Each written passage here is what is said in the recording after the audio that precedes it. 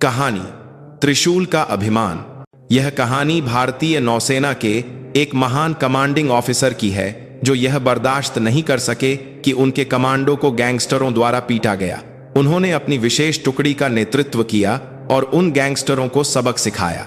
विशाखापत्तनम की रात हमेशा की तरह अपनी जवानी के जोश में डूबी हुई थी। मुंबई की तरह तेजी से फैलता हुआ यह नया शहर, जहां जगमगाती रोशनी और पुरानी बस्तियों की धुंधली स्ट्रीट लाइट्स एक अजीब सा विरोधाभास पैदा करती थीं और इस शहर के एक हिस्से की चुपचाप रक्षा कर रही थी भारतीय नौसेना की पूर्वी कमान और उसकी सबसे खतरनाक इकाई मार्कोस की गरुड़ टुकड़ी। उनकी मौजूदगी विशाखापत्तनम की हवा को और भी भारी बना देती थी। आर के बीच के पास खाने पीने की गली में चमकते नियन साइन के बीच एक पुराना बोर्ड था जिस पर समय की धूल जमी थी। शेर हिंद ढाबा लाल पृष्ठभूमि पर सफेद अक्षरों में लिखा। यह नाम एक खास तरह का फौजी रोब दिखाता था जहां हर कोई आसानी से कदम रखने की हिम्मत नहीं कर सकता था। ढाबे के भीतर से आवाज आई, राठौर साहब एक ठंडी बियर और दीजिए, और हाँ, सिरके वाले प्याज भी।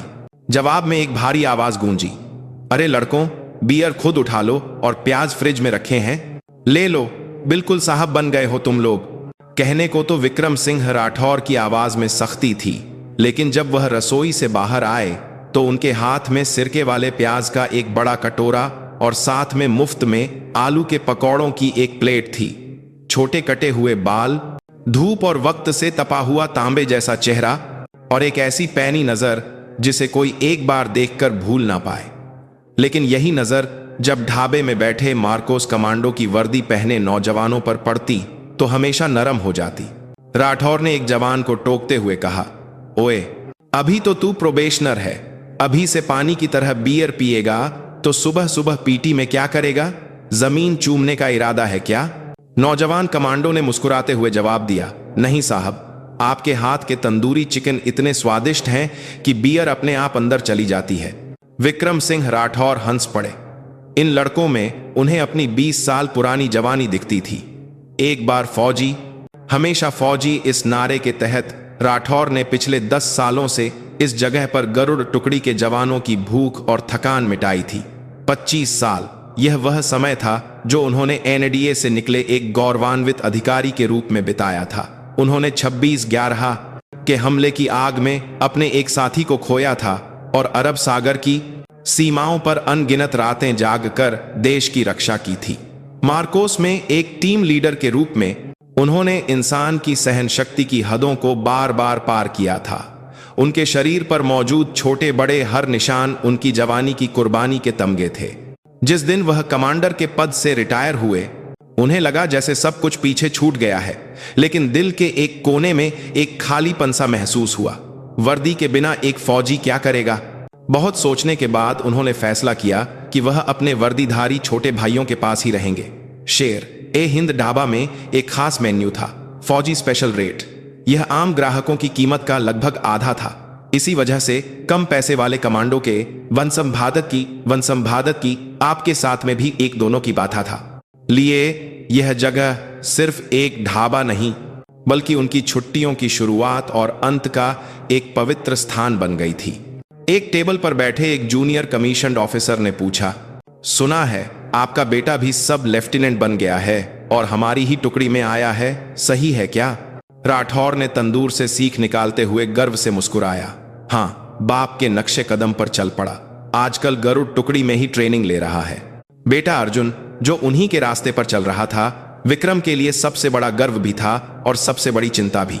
जब उनके बेटे ने सबसे मुश्किल मार्कोस यूनिट को चुना तो उन्होंने ऊपर से उसे डांटा, लेकिन अंदर ही अंदर गर्व के आंसू पी गए।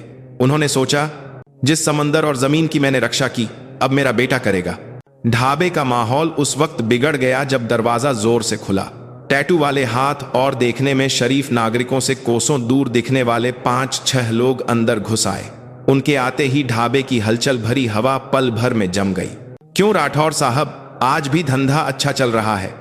हमारे फौजी भाइयों की वजह से तुम्हारी तो चांदी हो रही है। ताने मारने वालों के बीच में एक आदमी था जिसके गले में सोने की मोटी चेन चमक रही थी। वह सबसे अंदर की मेज पर पैर फैलाकर बैठ गया। यह राकेश भाऊ पाटिल था। विशाखापत्तनम में रियल एस्टेट के धंधे में अपना दबदबा बनाने वाले नए सम्राट गैंग का सरगना। राठौर ने उसे अनदेखा किया और चुपचाप अपना काम करते रहे। यह बात सब जानते थे कि भाऊ का गैंग इस इलाके के दुकानदारों को धमका कर हफ्ता वसूलता है। खासकर राठौर की दुकान उसकी आंखों में खटकती थी। यह पुराना ढाबा उस जमीन पर था जहां एक नया शॉपिंग कॉम्प्लेक्स बनने वाला था और राठौर की दुकान सबसे अच्छी जगह पर थी। भाऊ ने आवाज ऊंची की, राठौर साहब, मैंने पिछली बार प्यार से समझाया था, यह खटारा दुकान मुझे दे दो, मैं तुम्हें 2 गुनी कीमत दूंगा।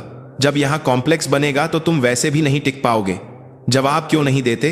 इन फौजी लड़कों को सस्ता चिकन खिलाने में इतना मजा आता है क्या?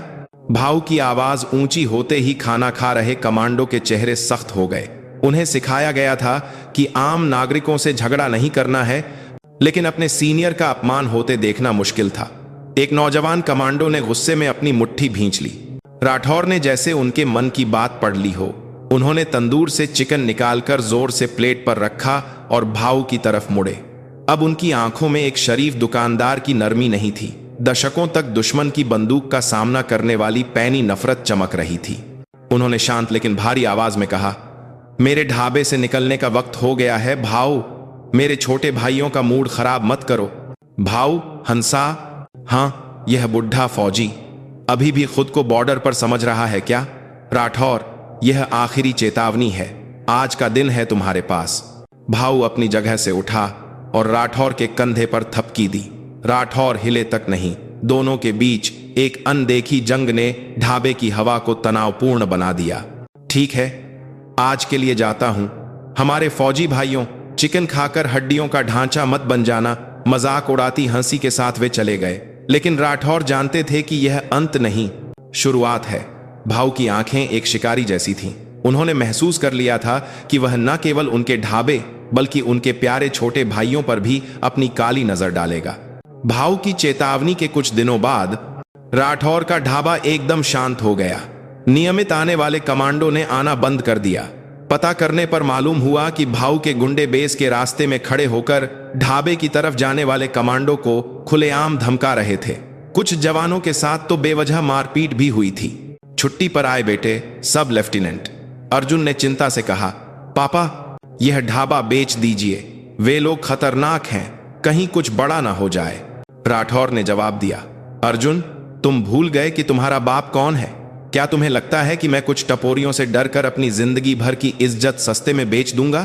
अर्जुन ने समझाया, इज्जत ठीक है, पर आपकी सुरक्षा पहले है। मैं यह कैसे देख सकता हूं कि वे लोग आपके साथ कुछ गलत करें? राठौर का फैसला अटल था। एक फौजी, और वह भी एक अफसर, निजी भावनाओं में नहीं बहता।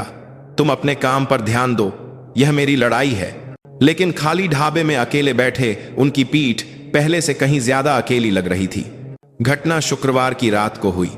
उस दिन नए कमांडो की पासिंग आउट सेरेमनी थी। 3 नए कमांडो अपने माता पिता के साथ ढाबे पर आए। ट्रेनिंग सेंटर की कठोर ट्रेनिंग के बाद पहली बार बाहर का खाना। राठौर ने उन्हें अपने बेटे जैसा समझकर सबसे बड़ा और ढेर सारा अच्छा चिकन बनाकर खिलाया। एक कमांडो की मां ने कहा, जब मेरे बेटे ने मार्कोस ज्वाइन करने की बात की थी तो मैं बहुत डर गई थी, लेकिन आज इसे इतना मजबूत देखकर दिल को सुकून मिला। यह सब आप जैसे अच्छे सीनियर्स की वजह से है। राठौर बस मुस्कुरा दिए। यही वे पल थे जिनके लिए वह यह ढाबा चला रहे थे। लेकिन खुशनुमा माहौल उस वक्त बिखर गया जब भाऊ अपने गैंग के साथ अंदर घुसा। इस बार वे पहले से ज्यादा संख्या में थे और नशे में धुत थे। ओह, हमारे राठौर साहब, लगता है अभी तक अकल ठिकाने नहीं आई। आज तो माहौल बड़ा पारिवारिक है। भाऊ उस परिवार की मेज पर गया और कुर्सी खींचकर बैठ गया। डरे हुए माता पिता ने अपने बेटे का हाथ कसकर पकड़ लिया। राठौर ने शांति से कहा, भाऊ, ऐसा मत कीजिए, मेहमान डर रहे हैं। लेकिन भाऊ ने अनसुना कर दिया। उसने मेज से चिकन का एक टुकड़ा उठाया और हंसते हुए कहा, वाह, तो यह है मशहूर फौजी चिकन, इसे खाकर क्या गोलियों से भी बच जाते हो? और फिर उसने चिकन की हड्डी उस नए कमांडो के चेहरे पर फेंक दी। तेल लगी हड्डी उसकी साफ वर्दी पर गिरी और एक गंदा दाग छोड़ गई। ओए कमांडो, सीनियर कुछ दे रहा है तो ले ले, मुंह क्यों बना रहा है? अपमानजनक शब्दों और हरकतों से उस 20 साल के नौजवान का चेहरा गुस्से से लाल हो गया। उसके साथी उठने लगे, लेकिन भाऊ के गुंडों ने उन्हें पकड़ लिया। राठौर रसोई से चिल्लाते हुए बाहर आए, खबरदार, बंद करो यह सब। लेकिन दो गुंडों ने उन्हें रोक लिया। भाऊ उठा और उस नए कमांडो का कॉलर पकड़ लिया। बुढ़े, तू बीच में मत आ। आज के हीरो हमारे यह फौजी भाई हैं। मार्कोस वाले हो तो क्या हो गया? वर्दी पहनकर अकड़ते हो तो लगता है कुछ बन गए हो। तुम लोग जब देश की रक्षा करते हो तब हम जैसे लोग इस देश की अर्थव्यवस्था चलाते हैं, समझे? उसी पल सब्र खो चुका वह नया कमांडो चिल्लाया, छोड़ मुझे। यह एक संकेत था। भाऊ का घूंसा उस कमांडो के चेहरे पर पड़ा। एक भारी आवाज के साथ वह जमीन पर गिर गया। मां की चीखें, पिता का अपने बेटे का नाम पुकारना, ढाबा पल भर में जंग का मैदान बन गया। हरामजादों, राठौर ने खुद को रोक रहे गुंडों को धकेला और भाऊ की तरफ झपटे। दशकों से तपा हुआ उनका शरीर एक शेर जैसा था। उन्होंने भाऊ के झबड़े पर एक जोरदार घूंसा जड़ा, लेकिन संख्या बल के आगे वह टिक नहीं पाए। भाऊ के गुंडे उन पर एक साथ टूट पड़े। तभी ढाबे का दरवाजा खुला और छुट्टी से लौट रहे सब लेफ्टिनेंट अर्जुन और उसके दो साथी अफसर अंदर आए। पापा, सामने का नजारा देखकर अर्जुन का खून खौल उठा। अर्जुन और उसके साथी बिना सोचे समझे गैंगस्टरों पर टूट पड़े। वे मार्कोस अफसर थे। उनकी लड़ने की तकनीक आम गुंडों से कहीं बेहतर थी। एक पल को लगा कि बाजी पलट जाएगी, लेकिन भाऊ चालाक था। उसने मेज पर पड़ी बियर की बोतल तोड़ी और अर्जुन पर हमला कर दिया। राठौर चिल्लाए, अर्जुन बचो, लेकिन भाऊ का हमला अर्जुन के हाथ की तरफ बढ़ चुका था। जैसे ही अर्जुन हटा, एक गुंडे ने उसका पैर खींचकर उसे गिरा दिया। संतुलन खोकर गिरते हुए अर्जुन पर गैंगस्टरों की बेरहम मार पड़ने लगी। स्थिति को अपने खिलाफ जाता देख भाऊ ने अपने लोगों को इशारा किया, आज के लिए इतना ही काफी है, सब निकलो। वे हवा की तरह गायब हो गए। ढाबे में टूटी हुई चीजें और दर्द से कराहते लोग रह गए।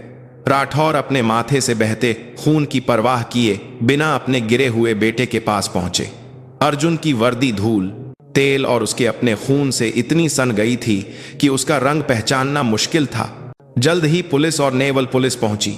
मामला बड़ा हो गया, लेकिन भाऊ ने पहले से ही तैयारी कर रखी थी। उसने दावा किया कि उसने आत्मरक्षा में हमला किया और उल्टे फौजियों पर मारपीट का आरोप लगा दिया। उसने पैसे देकर कुछ झूठे गवाह भी खड़े कर दिए। आखिरकार मामला आपसी मारपीट बताकर रफा दफा होने की कगार पर पहुंच गया। सबसे बुरा यह था कि जिन नए कमांडो और अर्जुन के साथ मारपीट हुई थी, उन्हें उल्टा फौज की छवि खराब करने के आरोप में अनुशासनात्मक कार्रवाई का सामना करना पड़ सकता था। यह अन्याय की पराकाष्ठा थी। अस्पताल में पड़े अपने बेटे की खून से सनी वर्दी को विक्रम सिंह राठौर ने कांपते हाथों से छुआ। उस वर्दी पर लगा मार्कोस का त्रिशूल का बिल्ला उन धब्बों के बीच चमक रहा था। वह ऐसा लग रहा था जैसे रौंदी हुई फौजी इज्जत के खून के आंसू। नौ हों, वह ऐसे हार नहीं मान सकते थे। राठौर की आंखों में वही आग जलने लगी जो दशकों पहले उन्होंने समंदर की लहरों में देखी थी। अब यह लड़ाई सिर्फ एक ढाबे की नहीं थी, यह उस वर्दी के सम्मान की थी जिसे उन्होंने और उनके बेटे ने पहना था। मार्कोस गरुड़ टुकड़ी का मुख्यालय, पूर्वी नौसेना कमान। Commanding officer vice admiral Ajay Mehra के दफ्तर की खिड़की से विशाखापत्तनम का समंदर और शहर एक साथ दिखता था। उनके कंधे पहाड़ की तरह मजबूत थे। उन्हें भारतीय नौसेना का जीवित शेर कहा जाता था, लेकिन आज वह शेर घायल महसूस कर रहा था। उनकी मेज पर ढाबे वाली घटना की रिपोर्ट रखी थी। रिपोर्ट पढ़कर उनका मन भारी हो गया। उनके जवान, जिनमें नए भर्ती हुए लड़के और अफसर शामिल थे, गुंडों द्वारा बेरहमी से पीटे गए। और नतीजा क्या निकला? आपसी मारपीट। और अब पीड़ितों पर ही कार्रवाई हो सकती है। यह कैसा इंसाफ है सर? वर्दी पहनकर देश की सेवा करने वाले लड़कों को सड़क के गुंडे पीटते हैं और बदले में हमें यह मिलता है। वाइस एडमिरल मेहरा के सामने विक्रम सिंह राठौर खड़े थे। अस्पताल से सीधे उनके दफ्तर आए थे। अगर कोई और होता तो उसे अनुशासनहीनता के लिए तुरंत सजा मिलती, लेकिन मेहरा चुपचाप उनका गुस्सा सुन रहे थे। उनकी आंखों में गुस्सा नहीं, बल्कि गहरा दुख और अफसोस था। मेहरा ने भारी आवाज में कहा, मुझे माफ कर दो विक्रम, तुम मेरे लिए आज भी कमांडर राठौर हो। मैं अपने बच्चों की हिफाजत नहीं कर सका। दोनों 20 साल पुराने दोस्त थे। जब मेहरा कमांडिंग ऑफिसर थे और राठौर टीम लीडर, तब उन्होंने एक साथ कई खतरनाक मिशन पूरे किए थे। वे एक दूसरे के लिए भाई जैसे थे। राठौर के जाने के बाद मेहरा देर तक खिड़की से बाहर देखते रहे। उनकी नजर शहर की उन अंधेरी गलियों पर थी जहां भाऊ और उसका गैंग राज करता था। कानून और प्रक्रिया, एक फौजी होने के नाते उन्हें इसका पालन करना था, लेकिन वह यह नहीं देख सकते थे कि उनके जवानों का खून और आंसू नजरअंदाज कर दिए जाएं। उन्होंने इंटरकॉम का बटन दबाया और एक शांत लेकिन फौलादी आवाज में आदेश दिया, कमांडर वर्मा, तुरंत मेरे दफ्तर में आओ। कुछ ही देर में मार्कोस के गरुड़ टुकड़ी के कमांडर अजय वर्मा उनके दफ्तर में थे। वह मेहरा के सबसे भरोसेमंद अफसर थे। सर, आपने बुलाया? मेहरा ने दीवार पर लगे विशाखापत्तनम के नक्शे पर एक इमारत की ओर इशारा किया। यह गोल्डन पैलेसेस था, भाऊ के गैंग का अड्डा। वर्मा, तुम क्या सोचते हो? हमारे भाइयों को, हमारे बेटों को सड़क पर कुत्तों की तरह पीटा गया, उनकी वर्दी फाड़ दी गई, खून से रंग दी गई, और कानून उनकी रक्षा नहीं कर रहा। वर्मा चुप रहे, लेकिन उनकी आंखों में गुस्सा उबल रहा था। पीटे गए नए कमांडो में से एक उनकी ही टुकड़ी का था। क्या हमें फौजी की खोई हुई इज्जत वापस नहीं लानी चाहिए? मेहरा ने पूछा। वर्मा ने तुरंत जवाब दिया, बस हुक्म दीजिए सर। वर्मा के जवाब पर मेहरा के चेहरे पर एक हल्की मुस्कान आई।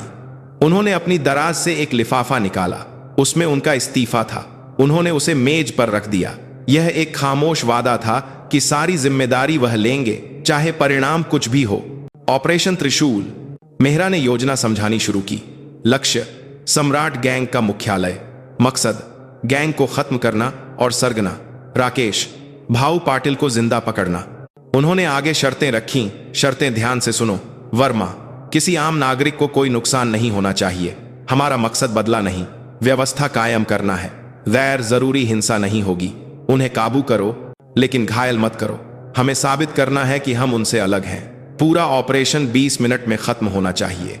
यह एक फौजी कार्रवाई नहीं, एक खात्महज़ादा कार्रवाई, बल्कि गंदगी की सफाई है। कर पाओगे? वर्मा का जवाब गर्जदार था, मार्कोस के लिए कुछ भी नामुमकिन नहीं है सर। उस रात जब चांद भी बादलों में छिपा था, मार्कोस के 20 सबसे बेहतरीन कमांडो ने हरकत शुरू की।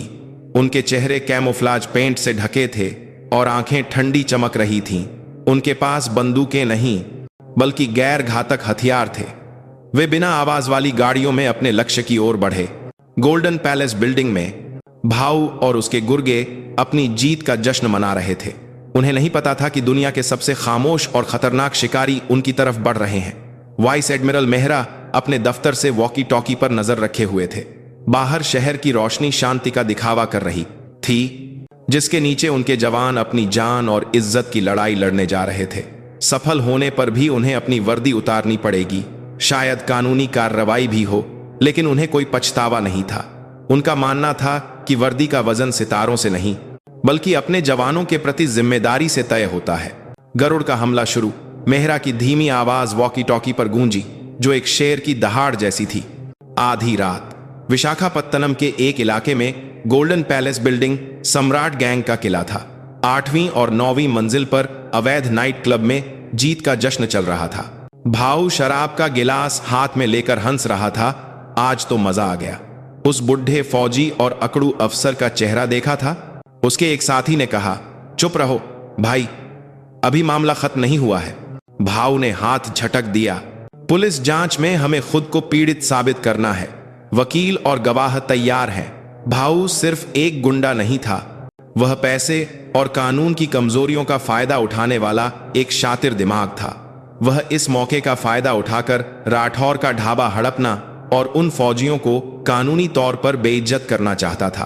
तभी पार्टी हॉल की रंगीन लाइटें झपकीं और एक धमाके के साथ अंधेरा छा गया। क्या हुआ? लाइट चली गई क्या? गुंडों ने शोर मचाना शुरू किया। जैसे ही गुंडों ने अपने मोबाइल की लाइट जलाई, उन्होंने देखा इमरजेंसी लाइट की हरी रोशनी में हर दरवाजे और खिड़की पर काले साये खड़े थे। वे इंसान नहीं, बल्कि अंधेरे की परछाइयां लग रहे थे। वे मार्कोस कमांडो थे। यह कौन है? एक गुंडे ने चिल्लाकर विस्की की बोतल उठाई, लेकिन इससे पहले कि उसका हाथ उठता, एक साया चुपके से उसके पास आया। एक हल्की सी आहट, और उस गुंडे की कलाई और कोहनी को ऐसे मोड़ा गया कि वह बिना आवाज किए जमीन पर गिर गया। यह बस शुरुआत थी। कमांडो 2-2, 3-3 की टीमों में बंट गए। उनकी हर हरकत इतनी सटीक और ठंडी थी जैसे वे हजारों बार इसका अभ्यास कर चुके हों। वे मुक्कों से बचते, गर्दन की नसें दबाकर बेहोश करते और केबल टाई से हाथ पैर बांध देते। चीखें, विरोध, हमले, सब कुछ मार्कोस की पेशेवर ताकत के आगे बेकार हो गया। यह लड़ाई नहीं थी, यह एक तरफा सफाया था। यह सड़क के गुंडों और देश के सबसे खतरनाक लड़ाकों के बीच का फर्क दिखा रहा था। कुछ ही मिनटों में दर्जनों गुंडे फर्श पर पड़े थे, बंधे हुए और खामोश। सबसे अंदर के वीआईपी कमरे में सीसीटीवी पर यह सब देख रहे भाव का चेहरा डर से सफेद पड़ गया। उसने कांपते हाथों से 100 नंबर डायल किया। यहां कुछ लोग घुस आए हैं, वह चिल्लाया, लेकिन उसकी कॉल पूरी नहीं हो सकी। कमरे का भारी दरवाजा एक जोरदार धमाके के साथ कागज की तरह फट गया। धूल के गुबार के बीच से कमांडर अजय वर्मा अंदर आए। तू ही है राकेश? भाऊ, वर्मा धीरे धीरे आगे बढ़े।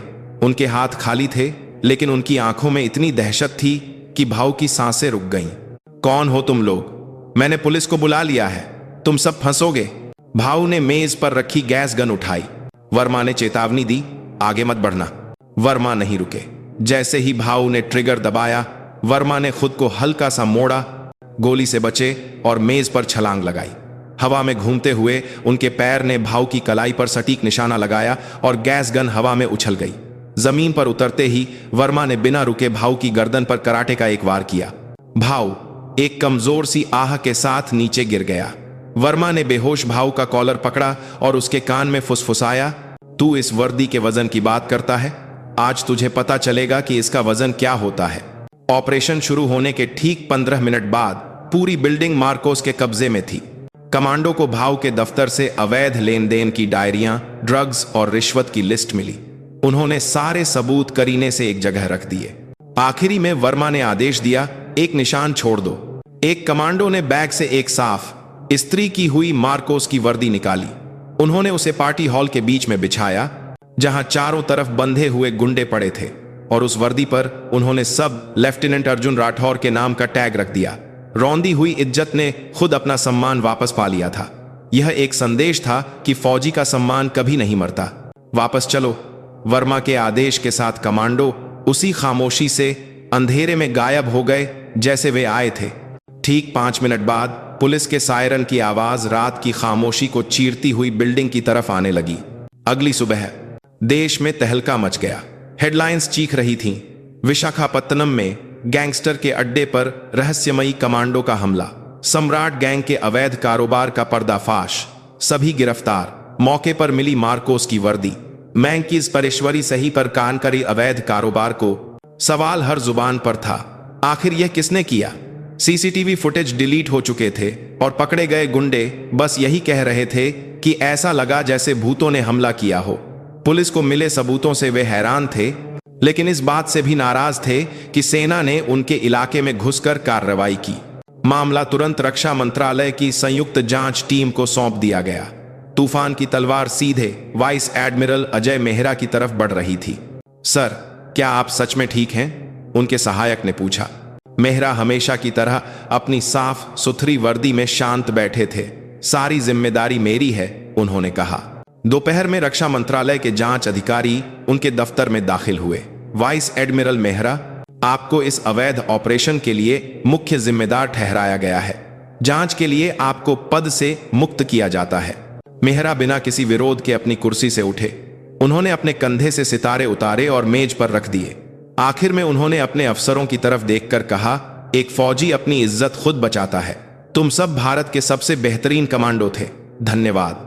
जैसे ही वह दफ्तर से बाहर निकले, गलियारे में खड़े सैकड़ों जवानों ने उन्हें एक साथ सैल्यूट किया। उनकी आंखों में आंसू थे।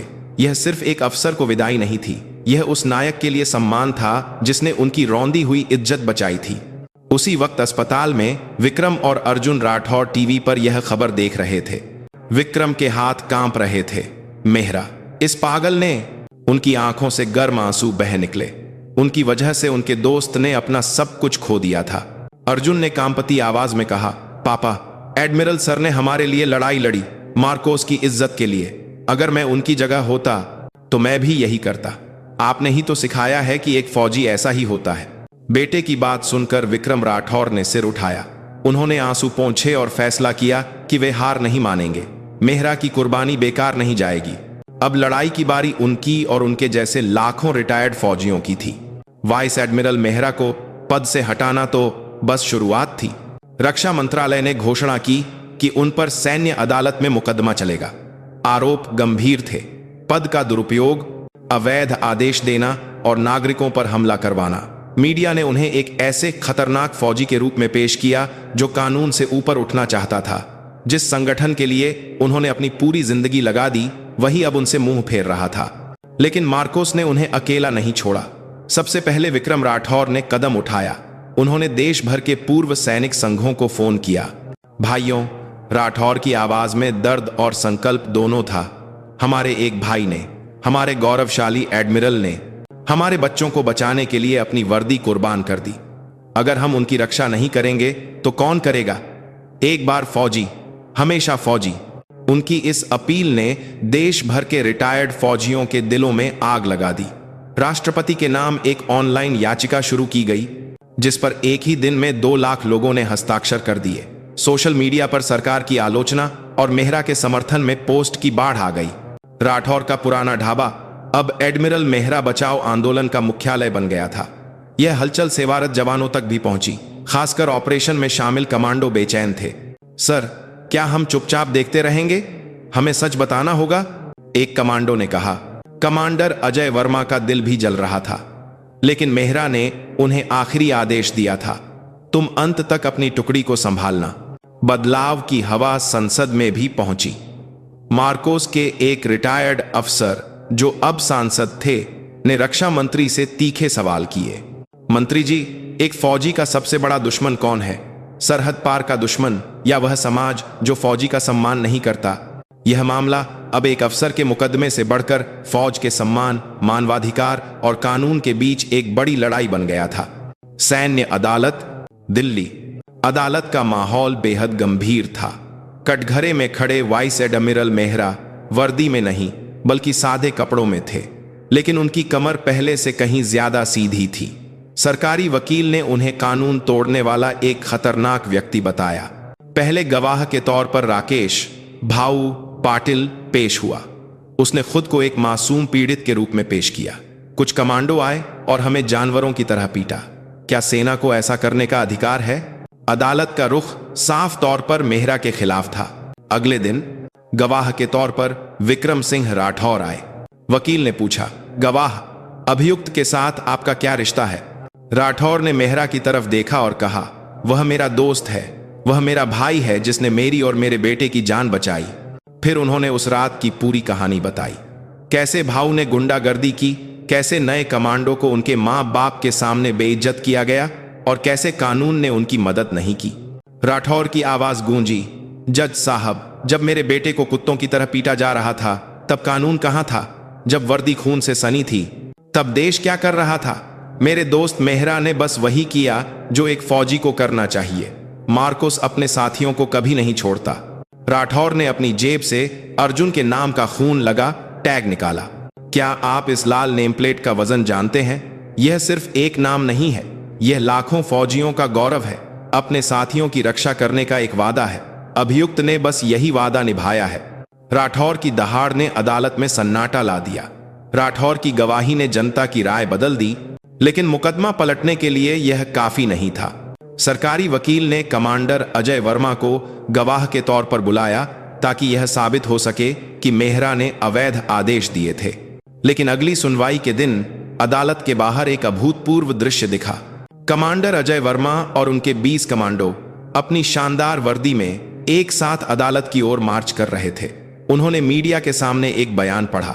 हम यहां सच बताने आए हैं। हमने ऑपरेशन त्रिशूल को अंजाम दिया। यह एडमिरल मेहरा के आदेश पर था, लेकिन यह आदेश हिंसा का नहीं बल्कि सम्मान वापस लाने का था। उन्होंने हमें अनावश्यक बल प्रयोग से मना किया था। अगर यह आदेश अवैध है तो हम सब अपराधी हैं। हम अपने एडमिरल के साथ हर सजा भुगतने को तैयार हैं। उनके पीछे खड़े सभी 20 कमांडो ने एक साथ चिल्लाकर कहा, हम सारी जिम्मेदारी लेने को तैयार हैं। यह एक चौंकाने वाला पल था। सेवारत कमांडो अपने कमांडर के लिए सामूहिक रूप से खड़े हो गए थे। इस दृश्य ने पूरे देश को हिला दिया। अदालत का माहौल 180 डिग्री बदल गया। कमांडर वर्मा ने गवाही दी और उस रात छोड़ी गई अर्जुन की नेम प्लेट को सबूत के तौर पर पेश किया। अंत में अभियुक्त के अंतिम बयान का समय आया। वाइस एडमिरल मेहरा अपनी जगह से उठे। माननीय जज साहब, मैंने 35 साल एक फौजी के रूप में बिताए हैं। मैंने कानून तोड़ा है और मैं इसकी सजा से भाग नहीं रहा। लेकिन मैं पूछना चाहता हूं, फौजियों के लिए कानून कहां है? जब वर्दी की इज्जत मिट्टी में मिल रही हो तो उसे बचाने वाला कानून कहां है? मुझे चुनना था, या तो मैं कानून के पीछे छिपकर अपने जवानों के आंसू देखता या अपनी वर्दी कुर्बान करके उनकी ढाल बनता। मैंने दूसरा रास्ता चुना। अगर यह मेरा अपराध है तो मैं इस अपराध को जीवन भर एक तमंगे की तरह पहनूंगा। मेहरा का बयान खत्म होते ही अदालत तालियों की गड़गड़ाहट से गूंज उठी। अंतिम फैसला। अदालत ने फैसला सुनाया। अभियुक्त अजय मेहरा को पद के दुरुपयोग का दोषी पाया जाता है। अदालत में निराशा छा गई, लेकिन जज ने आगे कहा, अदालत मानती है कि अभियुक्त ने यह कदम उन परिस्थितियों में उठाया जब सरकारी तंत्र विफल हो गया था। अपने जवानों और फौज की इज्जत बचाने का उनका इरादा नेक था। इसीलिए अदालत अजय मेहरा की सजा को निलंबित करती है। कानूनी तौर पर दोषी, लेकिन नैतिक तौर पर निर्दोष।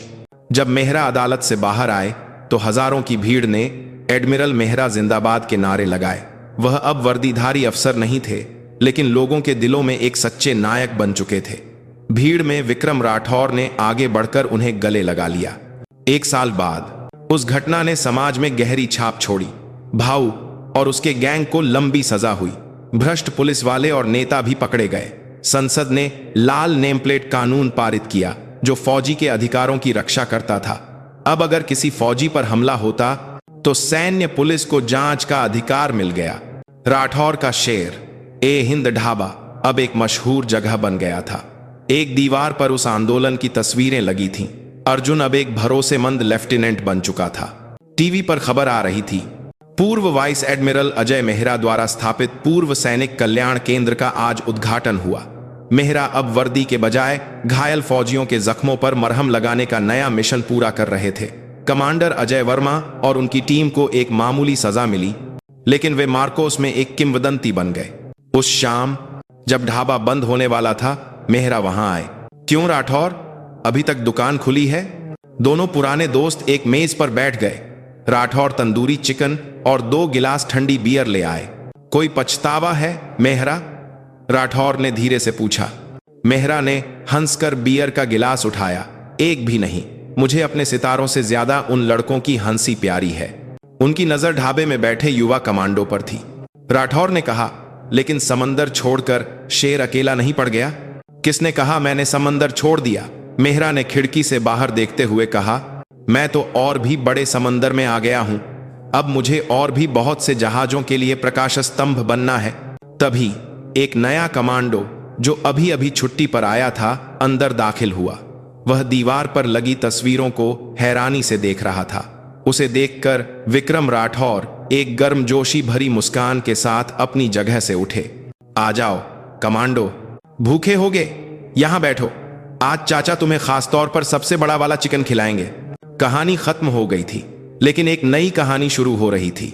लाल नेम प्लेट का गौरव अब कुछ लोगों का नहीं, बल्कि हम सबका वादा बन गया था, जो इस देश की रातों को रोशन कर रहा है।